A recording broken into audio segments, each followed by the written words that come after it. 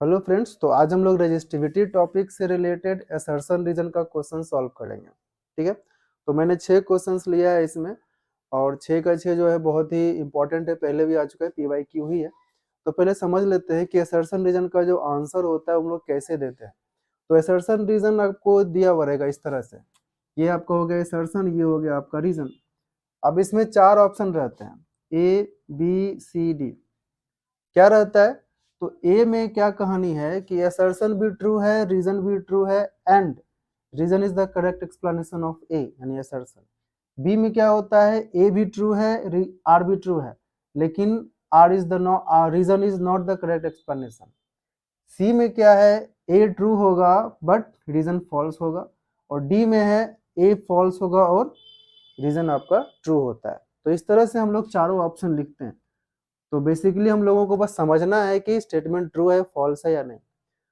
Wire A is thin, तो एक wire है जो पतला है, किससे, बी से। तो एक पतला वायर लिया मैंने, एक मोटा वायर लिया मैंने। ठीक है, तो पतला वायर है ए और मोटा वायर है बी। सेम मटेरियल, दोनों ही सेम मटेरियल का है, मतलब ये भी कॉपर है तो ये भी कॉपर है। सेम लेंथ, दोनों का लेंथ भी सेम है, इसका भी 1 मीटर तो ये भी 1 metre. Then resistance of wire A is greater than B, तो ए का जो रेजिस्टेंस है आर ए वो आर बी से ज़्यादा होगा। ठीक है ना, तो हमें पता है कि पतला वायर होता है, जगह कम होता है तो रेजिस्टेंस ज़्यादा होता है। तो स्टेटमेंट ए यानी असर्शन तो ट्रू हो गया। दूसरा आता है कि resistivity of wire A is greater than B. अब इसका ये कहानी कोई लिंक नहीं लग रहा, ठीक है ना। तो resistivity of wire A is greater than B, यानी कि resistivity of A is greater than resistivity of B. एक बात बताइए, जब यहाँ पर बात हो रही है सेम मटेरियल की, ठीक है, तो जैसे ही मटेरियल सेम होता है तो रेजिस्टिविटी तो बदलेगा ही नहीं। तो हम लोग यहाँ पर बात ही कैसे करेंगे कि resistivity of wire A is greater than B, क्योंकि मटेरियल सेम है। तो resistivity of wire A is same as that of B, so reason यहाँ फॉल्स हो जाता है। तो हमारे पास क्या इसका आंसर होगा, तो आंसर होता है सी, जिसमें कि असर्शन ट्रू है एंड रीजन फॉल्स होता है। 2 की बात करते हैं, सेकंड क्वेश्चन है। असर्शन में क्या दिया गया है, resistivity of conductor increases with increase in temperature. Mostly या ज़्यादातर हमेशा कंडक्टर को बनाया जाता है मेटल से, ठीक है, और हम लोग जानते हैं कि resistivity of metal is directly proportional to temperature. ठीक है, तो जैसे जैसे टेम्परेचर बढ़ता है वैसे वैसे रेजिस्टिविटी भी बढ़ेगा। तो ये तो ट्रू हो गया, resistivity of conductor increases with increase in temperature, ये तो ट्रू है, ये सही हो गया। रीजन की बात करते हैं, resistivity is reciprocal of conductivity. कोई रिश्ता है इस दोनों का, यहाँ रेजिस्टिविटी जो है वो टेम्परेचर पे डिपेंडेंस बता रहा है और ये कंडक्टिविटी की कहानी लेके आ जाता है।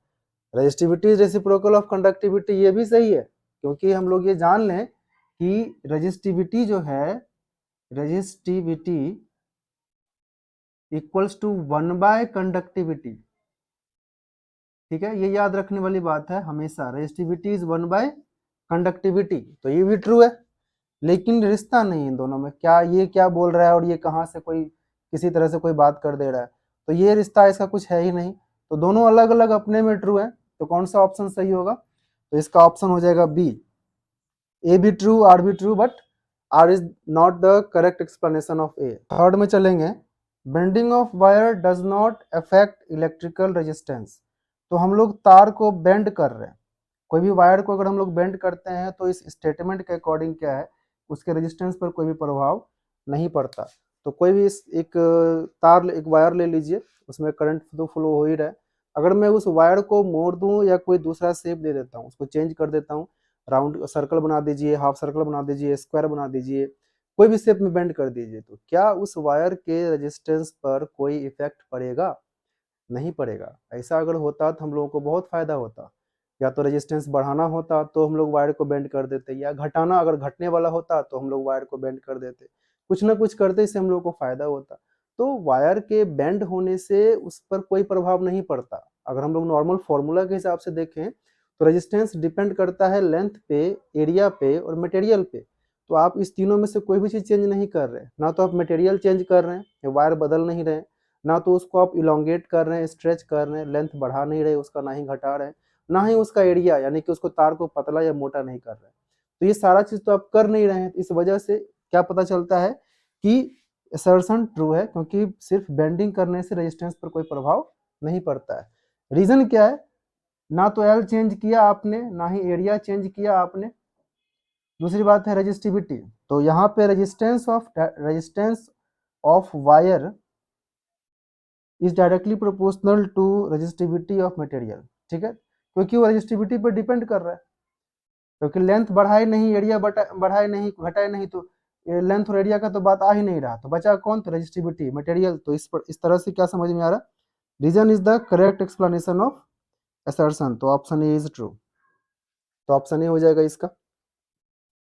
उसके बाद है हम लोगों का fourth number, the product of resistivity and conductivity depends on material of conductor. देखिए जैसे कि हमने अभी देखा था resistivity equals to 1 by conductivity, तो यहाँ से आप क्या रिलेशन निकालिएगा, resistivity multiply conductivity, resistivity multiply conductivity क्या आएगा, 1 आ जाएगा, ठीक है, रेजिस्टिविटी मल्टीप्लाई कंडक्टिविटी, यानी कि ये पूरा का पूरा प्रोडक्ट है, क्या है, प्रोडक्ट। मैं इसकी जगह प्रोडक्ट लिख सकता हूँ, तो प्रोडक्ट इक्वल्स टू 1 है, चाहे रेजिस्टिविटी कुछ भी हो, कंडक्टिविटी कुछ भी हो, जब भी एक मटेरियल का रेजिस्टिविटी कंडक्टिविटी मल्टीप्लाई होगा तो 1 होगा। तो यहाँ पर तो बात खत्म हो जा रहा है, ये बोल रहा है कि डिपेंड्स ऑन मटेरियल, कहाँ डिपेंड कर रहा है, तो 1 है। आप कुछ भी कर लीजिए, कोई भी मटेरियल लीजिए, सिल्वर लीजिए, कॉपर लीजिए, उसका रेजिस्टिविटी कंडक्टिविटी मल्टीप्लाई कीजिएगा तो 1 ही रहेगा। तो कहाँ से मटेरियल पर डिपेंड करेगा, कोई फर्क नहीं पड़ रहा, मटेरियल कुछ भी ले लीजिए।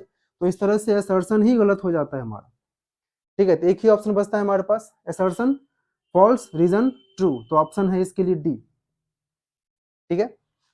फिफ्थ नंबर में देखेंगे, alloys are commonly used in making electrical devices. तो हम लोगों ने पिछले वीडियो में डिस्कस किया था ना कि एलॉयज जो होते हैं वो हम लोग हीटिंग एलिमेंट में यूज करते हैं, बहुत सारे डिवाइसेस के हीटिंग एलिमेंट में यूज करते हैं, कंडक्टिंग वायर में भी यूज किया जाता है। तो हम लोग उस इलेक्ट्रिकल डिवाइसेस में एलॉय का यूज क्यों करते हैं, रीजन होता है कि इसका रेजिस्टिविटी हाई है, मेल्टिंग पॉइंट भी हाई होता है, प्लस ये ऑक्सीडाइज भी नहीं होता, हाई टेम्परेचर पे ऑक्सीडाइज नहीं होता, इसलिए यूज करते हैं। तो यहाँ देखिए असर्शन भी ठीक है, रीजन भी ठीक है, और reason is the correct explanation of a, assertion, so option a is correct. 6 number देखिए, tungsten metal used for making filaments of incandescent lamp. देखिए एक लैंप होता है नॉर्मल, पहले के टाइम में यूज किया जाता था, उसमें बल्ब में एक वो जो फिलामेंट होता है उस टंगस्टन से बना होता है, खैर सारा बल्ब में तो टंगस्टन से ही बनता है, लेकिन इसमें खासकर इस लैंप में खासकर टंगस्टन का ही यूज किया जाता है। तो tungsten metal used for making filaments of any lamp, ले लीजिए कोई भी बल्ब, क्यों लिया जाता है, यानी हमको पता है कि ये लिया जा रहा है, लेकिन क्यों लिया जा रहा है, तो रीजन है the melting point of tungsten is very low.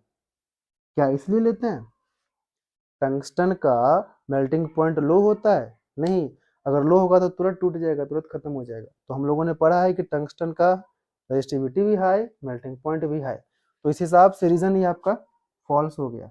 तो कौन सा ऑप्शन बचा आपके पास, सी, असर्शन ट्रू, रीजन फॉल्स।